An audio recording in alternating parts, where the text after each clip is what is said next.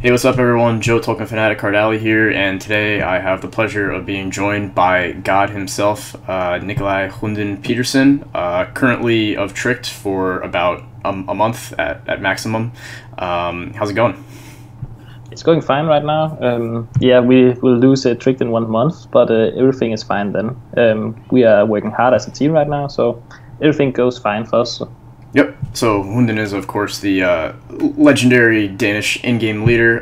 Once again, currently of Tricked, formerly of Copenhagen Wolves, SK Gaming, Reason Gaming, Team Serverforge, Epsilon. Basically, you name an organization, HUNDEN's been on it. Although sometimes for a week, sometimes for longer. It really depends. So, you've been on this wonderful Counter-Strike journey since at least 2012, right? But let's go back to the beginning. How did it all start for you? It's hard to remember right now, but I think it started back in the school. I wanted to play some Counter-Strike with my real-life friends. We had a club with 6 computers, I think it was. We just had fun there, and when Counter-Strike Source came out, the computers in the club we were playing in couldn't play the game, so we had to play from home. And yeah, it was just for fun the first 3 years or something, and then I actually took a break from playing Counter-Strike because I had to go to a school without internet. Not something you heard about these days, but yeah, that was just the beginning, and yeah. So did you start playing 1.6, but never competitively 1.6, or you started with Source? I played 20 hours of 1.6 or something in the club, but yeah, it was not that much. I started with Counter-Strike Source, I would say that. Okay.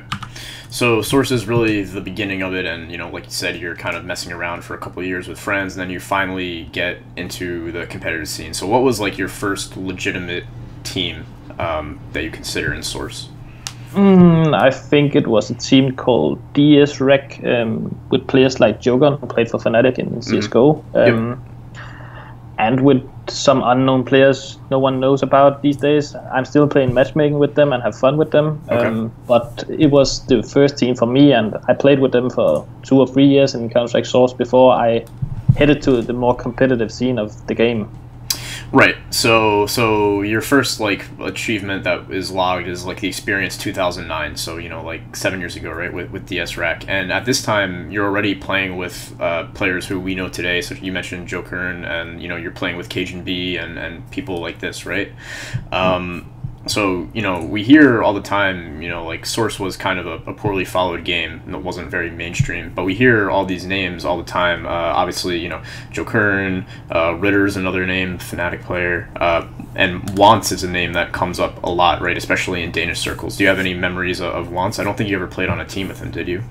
Yeah, I think we had a chat about it a few times, but we never went into a team together. But I played him a lot, and we had a lot of funny games against each other on LAN, especially a lot of small Danish LANs, where you practiced for 2 months before you went to the tournament. Something you can't do today because the schedule is so hard to be ready for tournaments all the time. So I never played with him, but Ritter and JOKERN, I played a lot with them, and I still play with them sometimes when they get online. But yeah, both of them had to get some jobs and earn some money from other jobs, but I think JOKERN could be one of the better players in Denmark today if he still wanted to play the game, for sure. Okay. So we mentioned Cajun B, and a young Glaive was another person who you were playing with a little bit at this time. Do you have any memories of these two guys at that point in time? So late aughts. I played with Glaive for a year in Counter-Strike Source, I think it was. When I picked him up, it was like picking up config or JUGI I did here in Counter-Strike Go. But Glaive was a special person. I would consider him like a player like SandeN is today in Fractors. He wanted to lead the team. He had a lot of game sense. He wanted to control the CT side of the game, and he was clearly one of the better players in our team, together with a player called Frost. So Glaive was, he was the best pickup I did in Counter-Strike Source for sure. But yeah, and we also played CSGO in the beginning together, so we really like each other to play together, and we have a good game sense together. So sometimes I miss playing with him, but he had to go to Australia and do stuff like that. Right. You know, surely no one knew back in 2009, 2010 that you know, where Glaive would wind up in 2017. Oh. But it's quite a magical journey. So yeah, right. So you know, Global Offensive starts at the end of 2012. You kind of bring over kind of 3/5 of your source squad. You make a couple changes, and then you really start, you know, playing the kind of the early Global Offensive scene in Denmark, right? You know, which is obviously leaps and bounds away from where we are today. And you're still kind of playing with the same, you know, people that, you know, now people know, but you're kind of like in that awkward late stage source pros, early stage Global Offensive pros, right? And this is kind of like the formulation that you'll continue with, you know, for a couple of years after this, right? This is actually how Denmark is in general, right? Like a lot of recycling of the same old names, different formulations, hoping that something works, you know, endlessly trying the same thing over and over again to getting the same results, expecting different ones. It's a little bit of insanity almost, but that's kind of how it goes, right? So, you know, 2013, you play a couple lands. You know, you play Copenhagen Games, you play the Blast, which that's another Danish land, right? The Blast. Yeah. It's stopped now, I think. They canceled all the Blast tournaments, so yeah, it's out now. Right. You play Mad Catz Cologne, where you lose to Eternity Gaming. You know, your Danish compatriots, who I believe they had qualified through a last chance qualifier on LAN, and those guys were like Lame and maybe Snappy and some other guys at the time. Do you have any recollection of this? Like, because I believe you guys had qualified to the event through something. I think it was an online tournament, and I think both us and the Eternity team got invited or something. Okay. I really don't remember how we got to there, but I think we got invited or something. But I don't really remember that time of the game because I wasn't that active in CSGO. I didn't play that much as I do now. Okay. I think the time was pretty hard. I just had got my kid I have, who is 4 years old now. So I didn't really enjoy playing the game before Marcel asked me to join Recent Gaming later on. Okay. So the first two and a half years of Counter-Strike Go wasn't really funny for me. I played it because it was fun to play with my friends, and they kept asking me to be the in-game leader for them, so they needed a leader. So I just played it because they wanted me to play, not because I felt it was a funny game at all. Okay. I didn't realize that you had a child, actually, boy or girl. Yeah. It's a boy. Oh, that's very exciting. Yeah. That's very cool. Okay, so to rewind a little bit, we can talk about fatherhood later. The end of 2013, it looks like you took like a little bit of a 6-month hiatus. Was that the no internet hiatus that you referred to, or was this child related, or was this something else? I think it was mostly because of motivation to the game and because of my kid, of course. I wanted to be together with him. I had school until 4 something, so when I got home from school, I had to be together with my kid. So I wanted to do stuff like that because I didn't enjoy the game at all. So that was just what I wanted for 6 months, and then I got asked to create a much better team. It was like being back in 2012, where I was one of the better players in Denmark. So getting that chance, I had to do it, and I think it was pretty good. I did that for myself and also for the team. Okay. So now we're in 2014. At the early part of 2014, you had one of your first stints with Tricked, who obviously you're back with now. But then you kind of make this team, and it's you, MSL, Achillean, Friis, and SMF, right? And you guys are plugging away at the online circuit. You went to Net Party Foon, where you finished 4th. You're playing Fragbite Masters. But you know, the best part is you qualify for DreamHack Winter 2014, right? The big one. So to date, you're first and only major, I believe, right? I believe you haven't been to another one. What was that whole thing like? Once again, obviously, majors back then, completely different spectacle than, you know, the stage that we're at now. But nevertheless, the prestige was still there. Take us through that whole situation. Yeah, MSL asked me back in June 2014, I think it was, to create this team. It was not with Friis and SMF at that point. It was with guy called Kevin. I played with an Epsilon in Counter-Strike Source. Is this a KS or a different No, Kevin? it's a different one. Okay, Kevin. Okay. His name was just Kevin. Okay. They asked me to be the leader of the team, and the goal was at that point to qualify for a major. At that point, the game wasn't that competitive, so it was a go-to goal for a team, because you just need to win an online qualifier and 2 best of 3s, so you were qualified for the major. Right. We played HLTV season something. I can't remember what season it was. Okay. And season 10. Season 10.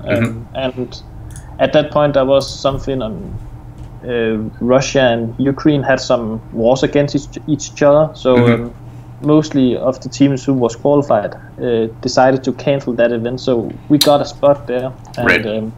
My family wasn't very happy about that, but we went to Ukraine and we played the tournament and ended last, and we got owned basically. Right. Afterwards, we won a qualifier against a mixed team with Quickly and something, and got to Russia, where we played a pretty good tournament. I think it was. We ended last again, but we won a map against Hellraisers, and we played pretty close with Hellraisers and close with VP, who had Michu as a stand-in. And then we got home.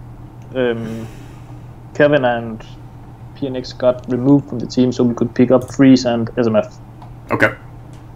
Oh yes, Keve, right. Yep, PNX Keve. Okay, yeah, and Tensky was on the team as well. Okay, yeah, I didn't scroll down enough. Sorry, my bad. But how about the major itself, right? The major, I believe you had VP in your group again. I believe you got stomped 2-16 against them in the first match, I think.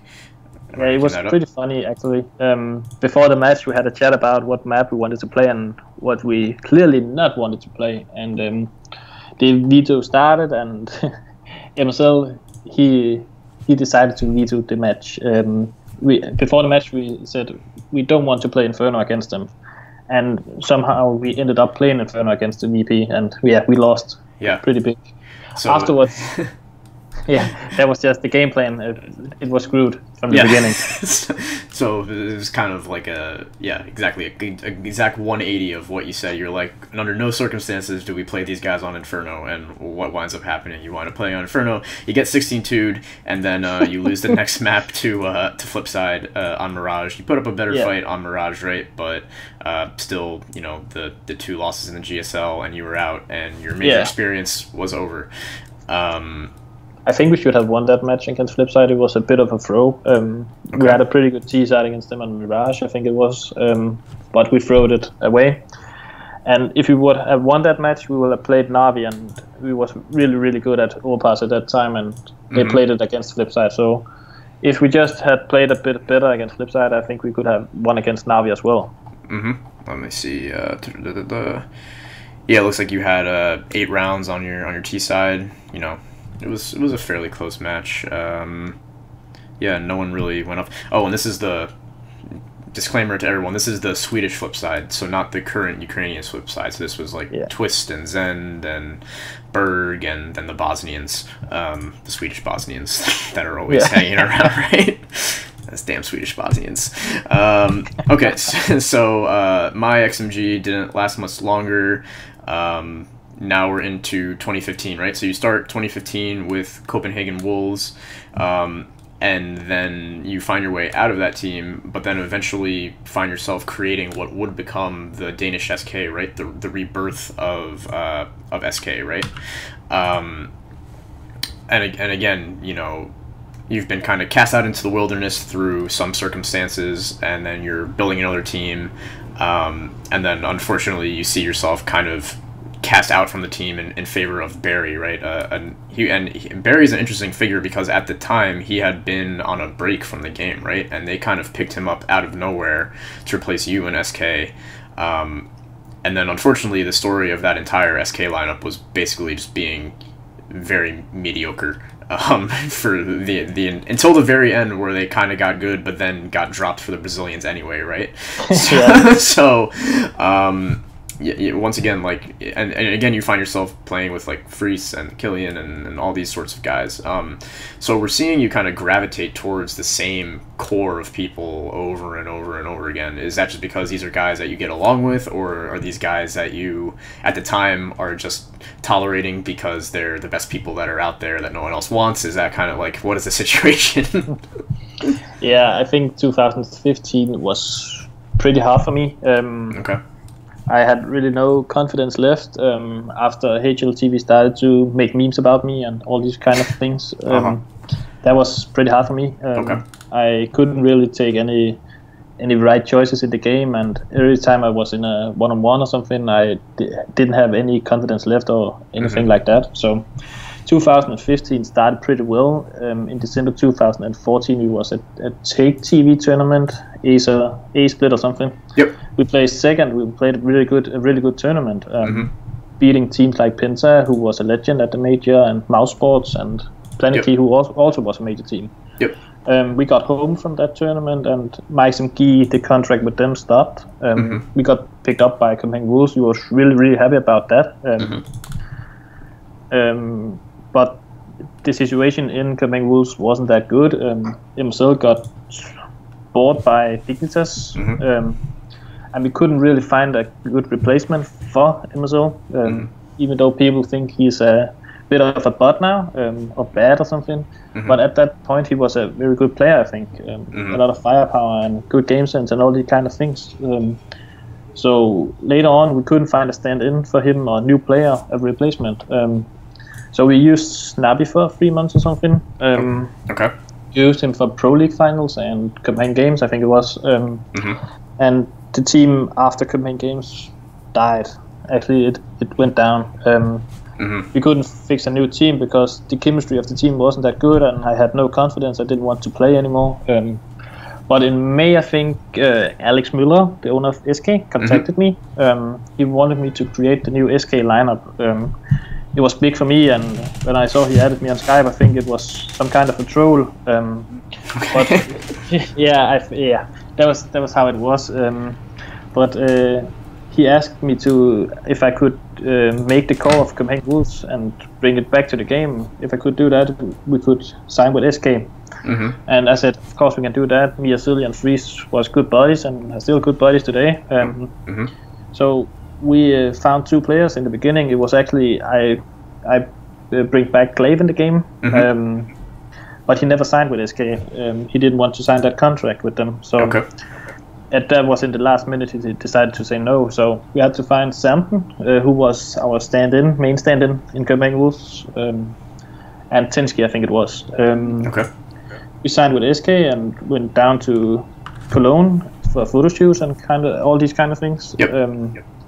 And I played with them for 3 weeks or something, and we lost a match against a Swedish team with Twist and them. And everything was fine. We had a chat about it, and the match was like, we need to win matches like this if we want to be a better team. And the day after, I told the team I didn't want to play anymore. At that point, I had decided to take a break from school for at least 6 months. So it was a hard decision for me, and I told them I can't play anymore. The confidence is not here, and it's not because of you, it's because of myself and the HLTV hate and all these kind of things. So I decided to step out, and they picked up Barry, and that was a fine replacement for me. He's a good leader as well, and he is calling mostly in the same way as me, so they knew what he will bring to the game and to the team. So that was how it was in SK, and that's how it ended up with them. Okay. So you're out of SK, you leave SK like at the end of May, I believe, right? And you kind of go off into the wilderness, but then you find yourself back in August with another Reason Gaming lineup, right? Yet another Reason Gaming lineup. Yay! Yay! Back to Reason Gaming, right? And this is really like the part of your career where, at least to the outside observer, it seems like you really start developing an eye for younger talent and playing with younger players, right? We've mentioned how you were kind of recycling a lot of the same players over and over again. Now we start seeing you with new faces. You were signed to Reason on the same day as Maeve, right? Future teammate later on. You're playing with guys like Config, who obviously everyone knows, Taboo, who's less of a name, but if you follow Danish CS closely, is someone that you will see everywhere, and Glaive again, right? Filters in at the very end of this Reason Gaming lineup. So at this point, you weren't there for the start of this lineup, but was this again another roster that you were kind of given the reins of, the control over, and kind of you were shaping this how you wanted to? Yeah, as I told you, I didn't want to play Counter-Strike anymore after SK.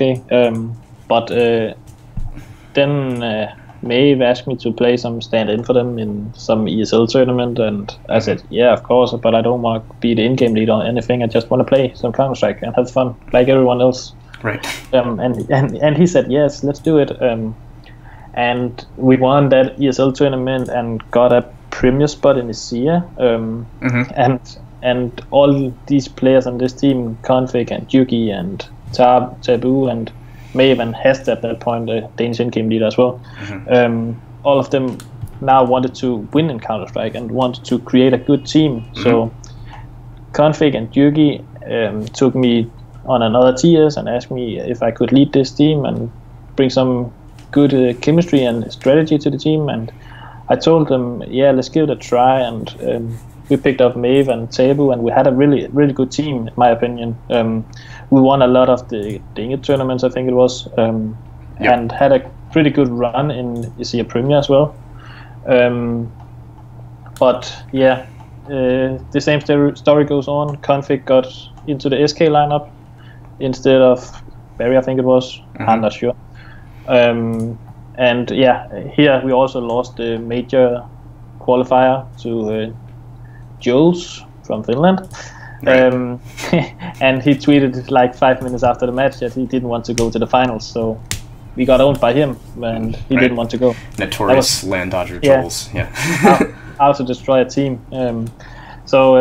Yeah, we created this Reason lineup and Config got out of the team, and yeah, we kept going with a lot of stand-ins, and suddenly Glaive called me, I think, and he wanted to play Counter-Strike again. He wanted to be back at the top.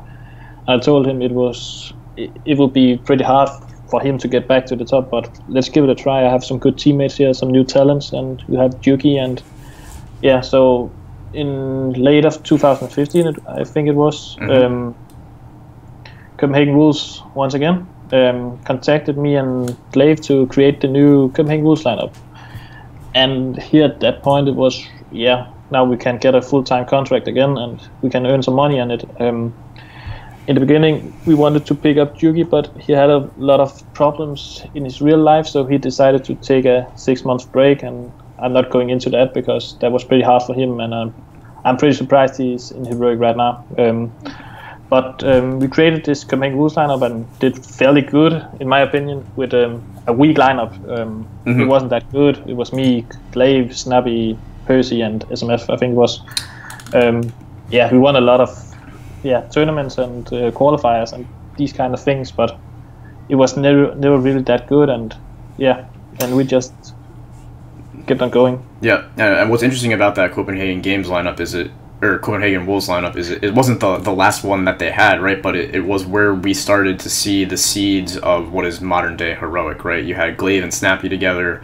Valde got brought in there at the end, as well as Mertz, right? So Mertz, another rising talent within the Danish scene, who has been rising for a while. So I mean, it's very interesting how you can look back a year and a half, 2 years, and we can see the beginning of the genetic blueprint of a great team in what it became, Team X and Heroic. But then obviously becoming that team, bringing in Valde and Mertz once again is done at your expense. You find your way out of Copenhagen Wolves again. But then you wind up in your present home, right? Now you wind up in Tricked, where you have been at this point, in Counter-Strike terms, is what, like, it feels like 10 years practically. You've been there for, you know, almost 2 years, it seems like. So obviously there's going to be a lot to go over here, but I mean, how did that whole thing start, right? Because again, Tricked is an organization that you had represented at least 2 times before, maybe even 3 times before. So is this a situation where you see like Morten at a barbecue and he's just like, yeah, you know, I want another team, like come make me team? Nah, I don't think so. I got cut in the Copenhagen Wolves lineup. They wanted to try Snappy as the in-game leader. That was fair enough. We just had lost the final match against Epsilon in the minor qualifier. They asked me to be the coach, and I tried to be the coach for one day, but I think it was pretty easy to be the coach, and we won 10 out of 10 practice with Mertz and Waldy, and and then Morten called me and he wanted to create the next Danish lineup, number 5 or 4 in Denmark. He wanted to create that team. And I was not confident in that in the beginning, but yeah, I told him I couldn't use 3 or 4 of the players in the lineup right now, so I had to do some lineup changes. And he begged me to say, if you keep 3 of the players, you will get a full-time contract here as well. I told, yeah, we can do that, but when I pick up players, they need a full-time contract as me. And the beginning of the Trick team was pretty good, I think, with Hectors and Insta and Tobacco and Percy. We almost qualified for DreamHack Summer. The final match was against ENS, I think. We lost that decider match pretty close, one of the maps. I'm not sure about that, but after DreamHack Summer, I felt like the team was not clicking at that point. We wasn't at the same level in-game and also outside of the game, so I had to pick up some of the talents, and here comes Nico and JUGI. They was very good at that time. They played for Alpha, I think. We had just won against them 3 times in a row in best of Friis. They was quite bad, but both of them played very well, so I picked them up, and I didn't... Again, now I play with JUGI again, and we had a chat about personal things in his life, and and he was over that now because we could also move into a gaming house now. And Nico and JUGI and both of them moved into the gaming house, and that was very good for JUGI, and he got away from home, and that was very important for him, I think. And after Power Lane, Maeve and EC3 Tech got into the team, and now I really think we had a good lineup. 2 or 3 weeks before ESWC, it was really good. I really think we won all practice, and we was just good. We were very good. We started to get that confidence we could win ESWC if we get going. But a day again, we won against Heroic as well. In the ECS tournament, pretty much 16-3, 16-6 or something. But then Glaive got bought by Astralis, and we lost Nico, and it was just down the road again, and we had to build everything, and the confidence was lost, and that's the story again. And we picked up Boop, not for ESWC. He wanted to play the minor qualifier with Singularity at that point, so we took Percy with us to ESWC, and we did a fairly good result, but I think if we had Nico at this tournament, I think we could have won it. So it was okay, but we could have done more here. So I mean, this is where, you know, you come into Tricked and you finally build it up to something where you're confident in what it is, but then you're constantly just beaten down by roster, you know, not roster shuffles that are caused by you, roster shuffles that are coming down from above you, right? So therein kind of lies the issue with being that 4th, 5th team in Denmark, right? There's always going to be 4 people ahead of you in the pecking order. Was this something that was hard for you to deal with, or is that something you just came to accept, or... I think I have accepted this after it happened so many times. So I'm not surprised that people want to go to Heroic, and that's fair enough to play Pro League and all these kind of things, and salary is higher, and you know, all these kind of things is okay to do if they want to try it out for Heroic. But at the moment, I don't think Heroic is working that good, because they're doing lineup changes every every month, almost every 3 months. I think it's close to now. We have lost 2 players, and now Valdi is out of the team, and they need a new player once again. So I think they need to look at themselves right now and see what is the problem. And I'm not sure Valdi is the problem, and I still think they will have a lot of problems afterwards. Yeah, I mean, just if you kind of follow the scene, right, and especially if you have some insight into what's going on behind the scenes, it's very kind of easy to see that there are organizational and structural differences between Tricked and between Heroic, right? So I would say that even though you guys are pretty close in your actual like ranking and ability in the game, right? Obviously, Heroic and by extension RFRSH have the kind of spend big to win big mentality, whereas Tricked, even though you guys have the Sayer Capital kind of behind you, I've talked to Morten, and the kind of the mindset is always responsible spending, sustainable spending, the whole deal, right? It's not spending $1 million on that buyout to do whatever, you know what I mean? And these are inflated numbers, but but again, that on some level that has to be frustrating for you, right? Because in another universe there is a HUNDEN on Heroic, and he has a CEO who's going out and getting VC money and buying everyone that he wants, right? Is that something that you ever let get in your head, or is that something that you just can't entertain because it's not reality and it's only gonna fuck with you if you think about it?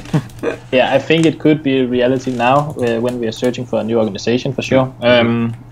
Morten is a great guy, and I understand what he's doing with Tricked, but every time I lose a player I get frustrated because it's 40% of my old team on Heroic right now, so I could have been there and then it would have been 60%, but it's of course hard, but I think we are getting closer and closer to each other now after we got Friis and Asilian.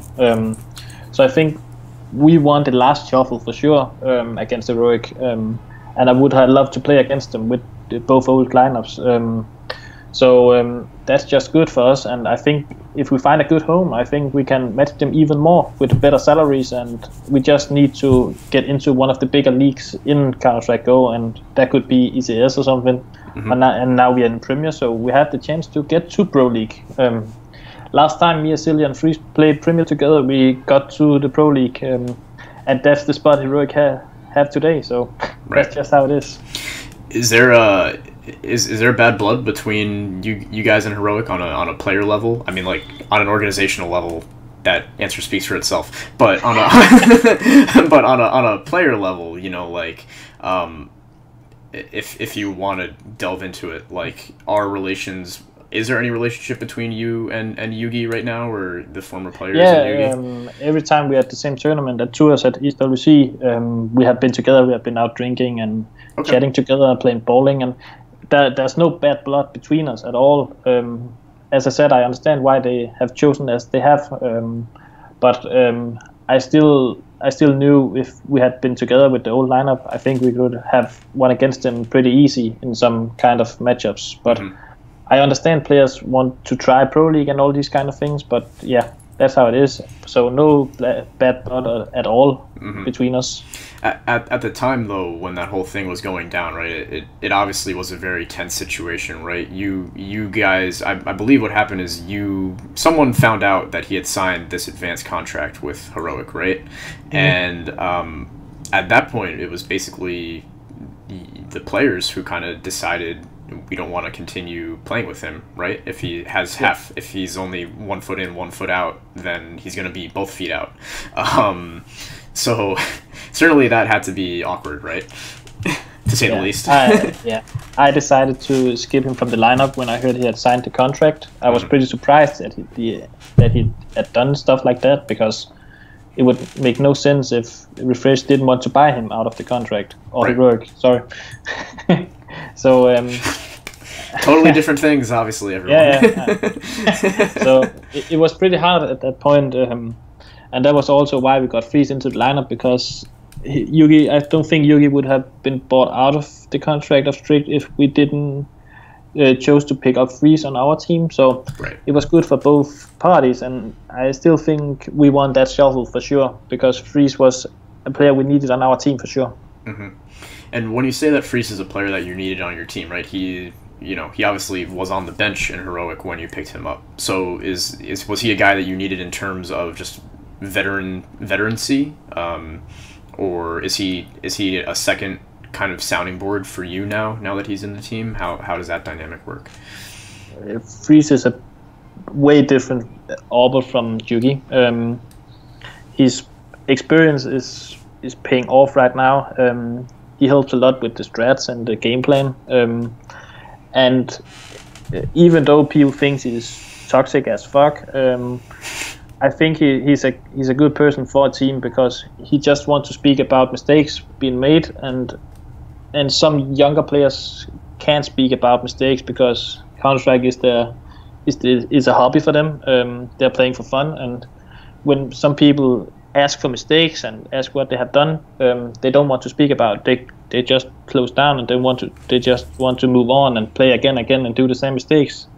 And that's what is very important with Friis and the team, because he keep asking for mistakes, and he keep asking for why we're doing like we do, and that's good to have him on the team, because we can improve with him a lot, even though his firepower is not close to JUGI, but I think he have improved his firepower as well the last 3 months for sure. And obviously right now he had some surgery recently, right? And has that been an issue for you guys? Do you see it being an issue, or kind of? It's been an issue for sure. He can't play that many hours in a row. So practice have been 2 or 3 hours per day, and need to have some breaks, and that's fair enough for us. But it was just at the wrong time before the minor, and we wasn't that. We didn't have a lot of hours in game, so we just tried to play our game style and win by our strats and our team play. So it was a bad timing, but I think we should have qualified for the minor for sure. It was our own mistakes. So so the last thing before we talk about kind of what comes next for you guys, right, is you guys had you were surprise attendees at DreamHack Tours, right? Because Gambit were unable to make it. They had some visa snafu from they were at Austin the weekend before, had some issues, couldn't make it to tour the next week, and you guys got that surprise upset victory over G2. So that had to be like a huge validation moment for you, right? Like, this was basically the first real international LAN that you had been to with this lineup, right? You guys have been playing everything online basically, and finally you get to LAN and you get a win that literally no one expected you to get, right? So that had to be amazing. Yeah, that was amazing. We didn't expect to do that good against G2, but when we got the invite from DreamHack, we started to look at demos from G2, how they were playing, and when we saw that, we knew from the beginning we had a chance against them, even though it feels pretty hard to play against them in France as well. So we just tried to make a game plan, me and our coach Rajin, and everything was working out in that match. All players in the team played very good, and the execute was working, and all these kind of things was working. So it was good to have that feeling winning against G2 here at Tours. It was Burup's first time outside Denmark, so he played very good, and I was really surprised how good he was playing that game and the whole tournament. So I was really happy for this result, even though we didn't got to the semis. We should also have won against Hellraisers, but again we lose on our own mistakes, and we have just to improve and get the experience together. So one day we'll win against both of them again. You know, mentioning Borup, you know, having played with a young Glaive, a young Config, you know, these types of players, is Borup on that level? Does he have the potential to be that? You know, he's obviously very young. He's 17 right now, right? So he is very young. I think he got the potential to be even better than Config and Glaive. Okay. He just need more time. He's still very young, and there's a lot of pressure in Counter-Strike right now. The competitive scene have never been stronger, and he's just working hard, very hard. He tries to play every day, and he plays for 10 hours every day. So he just keep on going, and if you do that, he will be one of the better players in Denmark in 1 or 2 years for sure. Okay. Well, long hair don't care. You know, that's the motto there. Unfortunately, it was announced, a week ago or so that you guys will not be continuing your relationship with Tricked. As we kind of mentioned before, there's just a way that Tricked does business where you guys are hitting the ceiling of what an organization like Tricked can or chooses to offer you, right? So you guys are obviously, you told me you're busy trying to land that new sponsor, right? And we mentioned it before. You do have an ESEA Premier spot that you won through Maine last season, so hopefully that will help you guys. What else is kind of on your radar? We've obviously seen that, your neighbors in Denmark, Singularity, they're also going through the same sort of a thing right now, and they've already lost a key component of their roster, right? It certainly looks like they're going to lose ANJ, right? That has to be a fear in the back of your mind as well, that someone's going to come along and scoop up your remaining prized possessions in Borup or Esatag, right? Like yeah, of course. But I think we are two different teams. No one from our team wants to be a part of their team, and the same way it goes, we don't want to pick up any of their players, even though ANJ is a pretty good player, apparently. So I think they will find a good home, and I hope we can find a good home as well. I know who they will be joining, but at the moment, for us, nothing is clear at all. We just is looking for all the sponsors and what they want to come up with, and we are just at the moment just researching all the opportunities for us. So that's the future right now, when we didn't qualify for the minor. So at the moment we are trying to find a good home so we can focus on the game again, and just enjoying the Danish weather at the moment, because it's pretty hot in Denmark right now. So that's pretty nice for us. So what constitutes hot in Denmark? Above 20 degrees or something. So that's not Celsius, right? Yeah, Celsius. I have no idea what that converts to, but it can't be that high. I don't know, 70 degrees maybe we'll say. Yeah, so that's not much, but it's hot here. It's hot. So Friis obviously was kind of like one of the founding fathers of what morphed into Heroic, right? Is that an inkling in anyone's mind to do that again, go the whole player-owned route again, or having seen the evils of that route, is Friis like, fuck that, we're just gonna side with someone? We haven't got contacted by any investors to do stuff like that, but I think if we got asked about it, I think Friis will say it's a fine idea. Okay. Especially if the team is 100% clear about what is going on, and I know Heroic had some agreements on the team not joining other teams and stuff like that in the first year, but yeah, we saw how it went, and right. Yeah, I think if Friis got the opportunity to do it again, I think he will do it for sure. Okay. And something to take in mind. So now I just want to, that brings us up to the current day on your personal background and your history. So now I just want to get some thoughts and musings from you on some topics, right, that hopefully you have some good input on. Okay, so first is the Danish scene, and I have a lot lumped under here, a lot of topics here. Okay. So the first is Dust2.dk. What are your thoughts on Dust2.dk? Has that been a positive influence for the Danish scene, or is it just another avenue for people to hate each other through? I think Dust2 is a pretty good community. Not a lot of hate at all. There's not a lot of memes about me or anything, so that's good for me. So that gets the thumbs up. That's a thumbs up for sure, but I think Danish Counter-Strike needed a community like this, because the top scene was pretty strong right at that point. But number 6 to number 15 in Denmark are also good teams, and when they are creating new teams, as Danish CS always do, they have the goal to get into the top 10, and I think Dust2 is a very good site for Danish CS for sure. So you think it has had it's had a stabilizing effect on Danish CS, in that teams are, even though they know they're not going to be the next Astralis, is there something that teams are now working towards, do you think? Or the stable we're not there thing is just the same as it had been for 10 years. Game the DK, and we had got the sites, but they closed down and decided to focus on other stuff. So the stable things of Danish CS is still the same. I think the top teams is also changing players all the time. You can look at Heroic.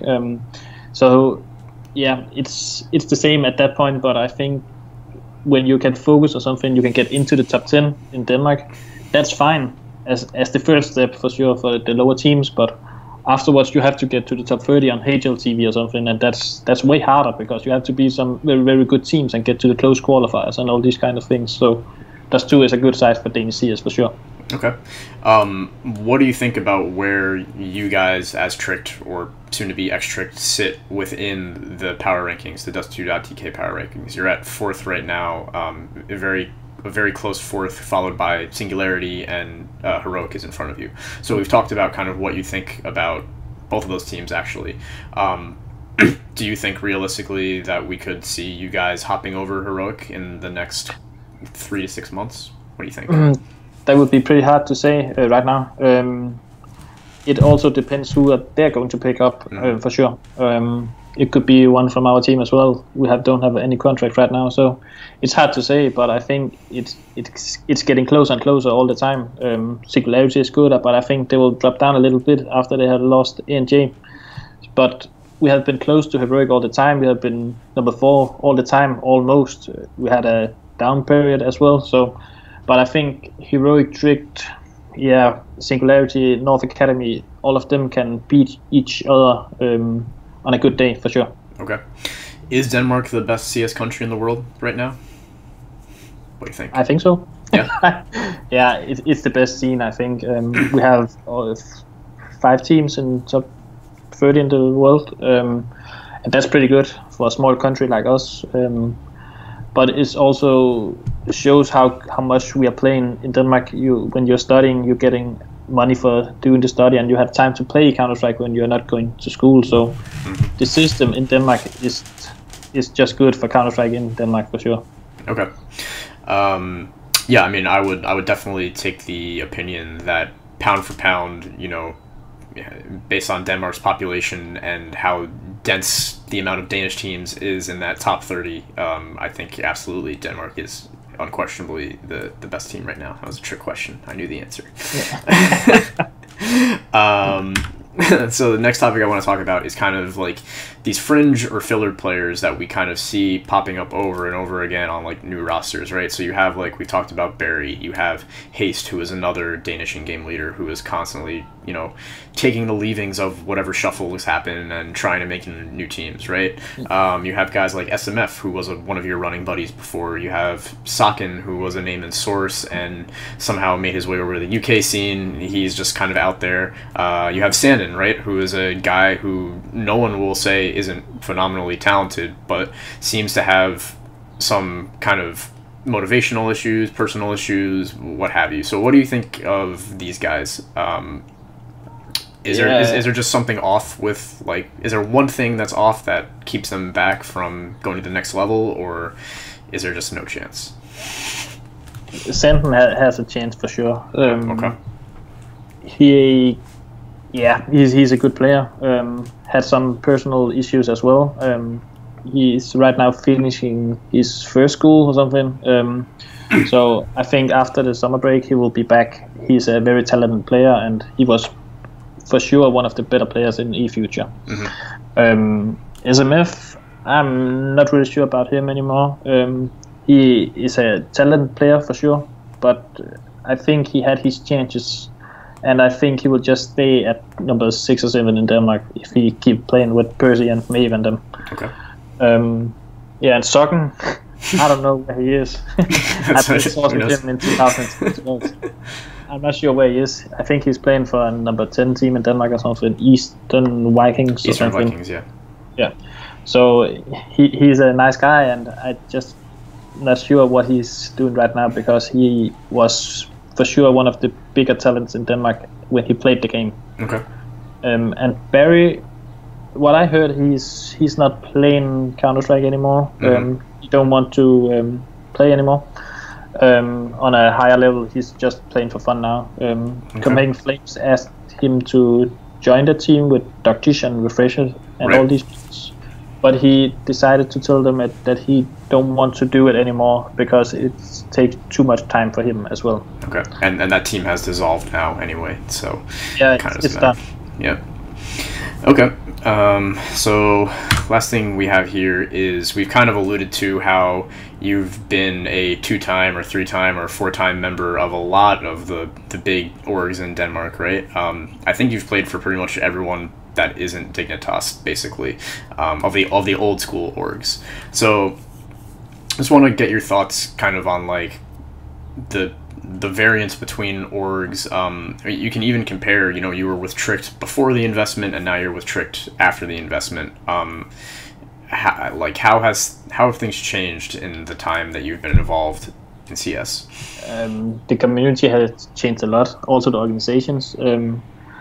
My first salary was in 2015 in Copenhagen Wolves. Before that, you only got paid for going to tournaments. So Copenhagen Wolves, Recent Gaming, and all these organizations before 2015 was just paying the LAN,